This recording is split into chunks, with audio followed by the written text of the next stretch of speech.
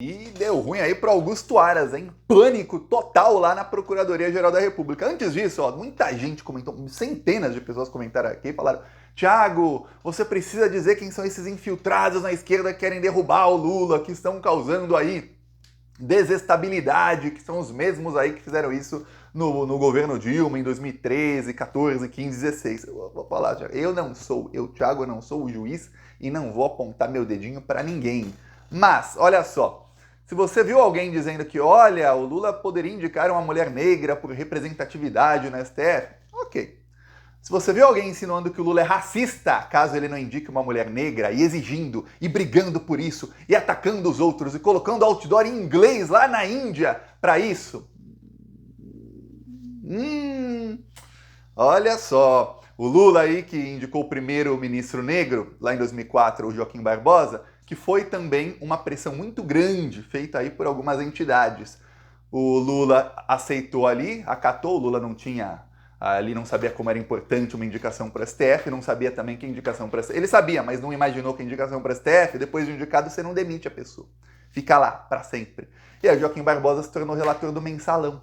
Até hoje muita gente acha que o Mensalão teve culpa de compra de votos e que era o maior esquema de corrupção da história, viu? Saiba, o Lula não cai nessas pressões. Agora, alguém lamentou que a Ana Moser saiu do governo? Pô, lamento também. Uma coisa. Alguém que ensinou que o Lula está se vendendo para o Centrão, que o Lula está com corrupção com o Centrão, que o Lula está traindo as mulheres, que ele é machista, aí já é outra coisa. Então, você aí pode tirar suas conclusões. Em muitos casos aí do governo Lula, é só ver as críticas que são feitas. Ó, vamos falar agora de quem aí realmente... Esses não são nem infiltrados, porque todo mundo já sabe quem é, que não chegaram nem mascarados, que é o pessoal aí, os bolsonaristas da PGR. O Augusto Aras está em pânico com a delação do tenente-coronel Cid. O que se diz aí em Brasília é que o PGR está usando todas as suas armas possíveis para desfazer essa delação. O Aras está com medo de que ele tenha sido delatado. A primeira coisa que o Augusto Aras fez ao saber da delação do tenente-coronel Cid foi emitir uma nota de repúdio. Eu falo, mas é só no Brasil. O órgão investigador fica sabendo que o relator de um caso, de uma investigação, um juiz, no caso Alexandre de Moraes, homologou uma delação premiada. Quer dizer, ele viu ali e falou, tem provas, tem fatos, o que o delator está pedindo em troca, o que foi acordado aí, vale a pena, tá valendo a delação. E em vez de o órgão investigador falar, pô, que bom, caramba, conseguimos, parabéns, Polícia Federal, vamos pra cima aí, pegar os criminosos. O órgão investigador diz, não aceitamos essa delação tem que ser desfeita imediatamente. Antes mesmo de eu ver, eu já não aceito. É isso que fez o Augusto Aras. Olha... Se a pessoa não tá com uma pulga atrás da orelha depois dessa, tá com pulga atrás das duas, então. Porque, olha, muito estranho. O Augusto Aras aproveitou uma coisa. Ele tá com a moral em baixa no Ministério Público Federal, muito em baixa. Porém, o Augusto Aras, ele sabe que tem uma coisa que todos os procuradores, praticamente, é quase unanimidade lá, que é o corporativismo lá no Ministério Público Federal. E tem uma coisa que todos esses procuradores, quase todos eles, têm a mesma opinião, é a seguinte: só quem deveria fechar delações premiadas é o Ministério Público. As polícias, seja civil, seja federal, não deveriam fechar delações premiadas. O ovo da serpente disso aí, do Ministério Público ter esse corporativismo tão grande, chocou em 2013. Por acaso, 2013. Em 2013 eu lembro de várias... Olha... memória, viu? Isso é uma coisa que às vezes é pro ruim, né? Que você lembra de coisas ruins, às vezes é pro bem. Eu não esqueço. Em 2013 teve uma PEC que estava para ser votada, que foi aprovada lá no governo Dilma. O governo Dilma cedia a essas pressões, que era para que o Ministério Público tivesse poderes de polícia. O Ministério Público até então não tinha poder de polícia. Aquela PEC tinha uma pressão enorme de setores que hoje são da esquerda. Gente que fez o L, que estava ali contra o Bolsonaro, mas que é essa esquerda antipetista, essa esquerda infiltrada que eu digo aí, que serve aos Estados Unidos. Foi aprovada a PEC. A partir daquele momento, deu poder para o Ministério Público Federal fazer a Lava Jato. E aí pegarem todo mundo, por conta daquela PEC que foi aprovada. Que coisa, né? Então, a partir dali, desde ali, o que aconteceu? O Ministério Público começou a falar, peraí, a gente tem poder de polícia, não precisa mais da polícia, vamos começar a fazer todas as atribuições da polícia. A polícia vai servir não mais para investigação, mas meramente para cumprir o que nós, o Ministério Público, mandamos. Então ficou um sentimento mais ou menos assim no Ministério Público. Federal.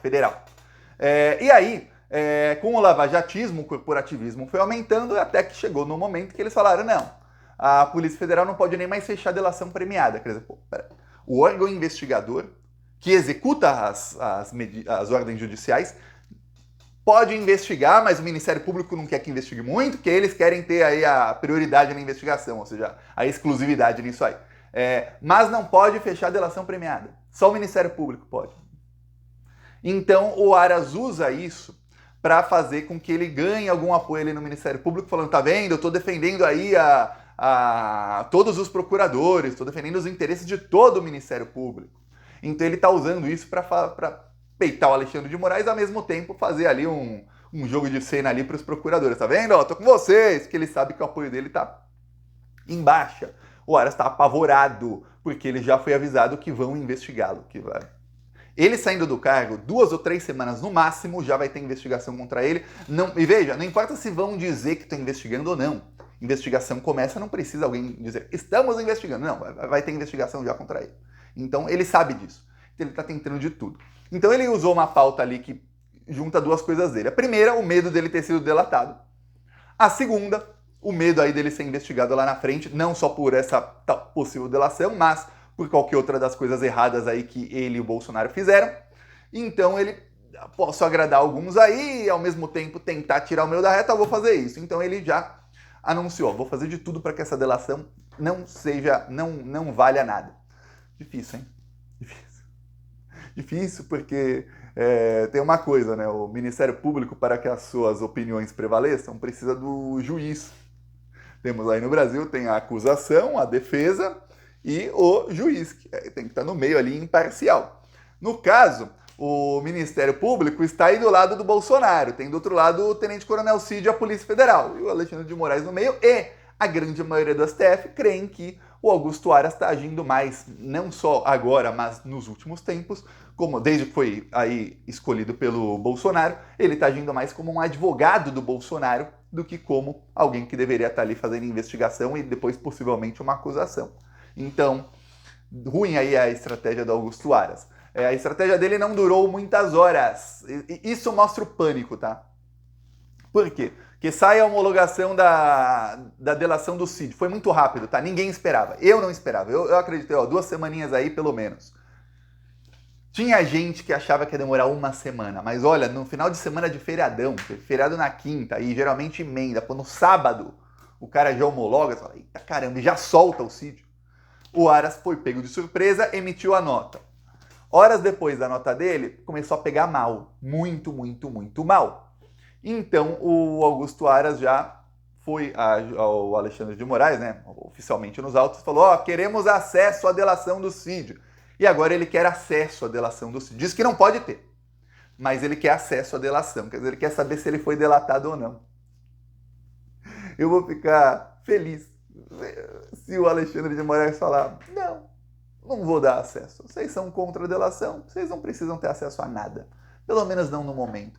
E esperar só o novo Procurador-Geral da República, lá em 27 de setembro, ter acesso à delação. Vou ficar ainda mais feliz se a Polícia Federal começar a fazer diligências a partir da delação premiada e o Alexandre de Moraes autorizar, e nas decisões sempre públicas do Alexandre de Moraes, ele colocar trechos pequenininhos da delação só para o Augusto Aras ficar assim, eita, o que será que tem aí? E ele não tem acesso. E ele ficar sem dormir esses dias todos aí pensando, eita caramba, o que aconteceu? Será que eu estou envolvido ou não? Lembremos que faz alguns dias vieram à tona mensagens de um dos empresários aí que está sendo investigado, que é o Meyer Nigri, em que ele contactava o Augusto Aras. Lembremos que foi este empresário, um dos financiadores aí dos atos golpistas, segundo a Polícia Federal, que indicou o Augusto Aras para o Bolsonaro, sabia disso? Foi o Meyer Nigri, esse empresário dono da Tecnisa, ele é quem levou o Augusto Aras para conversar com o Bolsonaro. Ele que é amigo do Augusto Aras. O Augusto Aras é PGR graças ao Meyer Nigri. Foi indicado pelo Bolsonaro, amigo do Meyer Nigri. Esse Meyer Nigri também é o que indicou o Bolsonaro ao médico do caso lá de Juiz de Fora do Adélio. É aquele médico que só ele pode tocar no Bolsonaro. Bom, agora não só ele, né? O pai do advogado do Bolsonaro, o senhor Maurício Weingarten, também pode tocar no Bolsonaro, né? Só 2 médicos podem tocar na barriguinha do Bolsonaro hoje, só 2. Então, quem indicou o médico foi o Meyer Nigri. Que coisa, né? Empresário influente aí, tido como um dos financiadores dos atos golpistas. Então veja, Augusto Aras já apareceu em algumas coisas. Também ficamos sabendo pelos celulares do Tenente Coronel Cid que Augusto Aras e a Lindora Araújo, que foi escolhida pelo Aras, apresentada ao Bolsonaro e muito amiga do Flávio pelo Aras, que os dois tiveram encontros secretos com o Bolsonaro. Secretos. Encontros fora da agenda, encontros à noite, tanto ela quanto ele. Também ficamos sabendo que o empresário lá, o golpista, também teria encontro com Aras, mas acabou não tendo, teve encontro com a Lindora Araújo. Com o Aras não precisava, ele nem ligou muito, porque ele já era amigo do Aras. Não precisa ele se encontrar com Augusto Aras lá no Ministério Público Federal, você não pode simplesmente ligar para o outro, podem conversar, podem se encontrar em qualquer dia. Então, você vê, peraí, então você tem aí um Procurador-Geral da República que não apenas foi cúmplice de genocídio e de vários dos atos ilegais do Bolsonaro, não. Você tem um Procurador-Geral da República que você tem inúmeros indícios de que ele estava ali no meio desses atos ilegais do Bolsonaro, porque ele se encontrava com o Bolsonaro antes de emitir decisões favoráveis aos atos ilegais do Bolsonaro. Vamos lembrar, parte de você cometer um crime, muitas quadrilhas que você vê aí, parte do crime é ter alguém no Poder Judiciário para abafar. Porque o crime perfeito só é perfeito, não é o crime perfeito, não é, ninguém ficou sabendo. Tá, pode até ser. O crime perfeito é aquele que ninguém vai preso e todo mundo ficou com o fruto do crime, é isso. Ficou todo mundo impune e deu bom para todo mundo. O Bolsonaro não conseguiu o crime perfeito no caso do golpe de Estado porque não teve golpe. Mas muitos dos crimes do Bolsonaro foram perfeitos. Por quê? Porque ficaram impunes.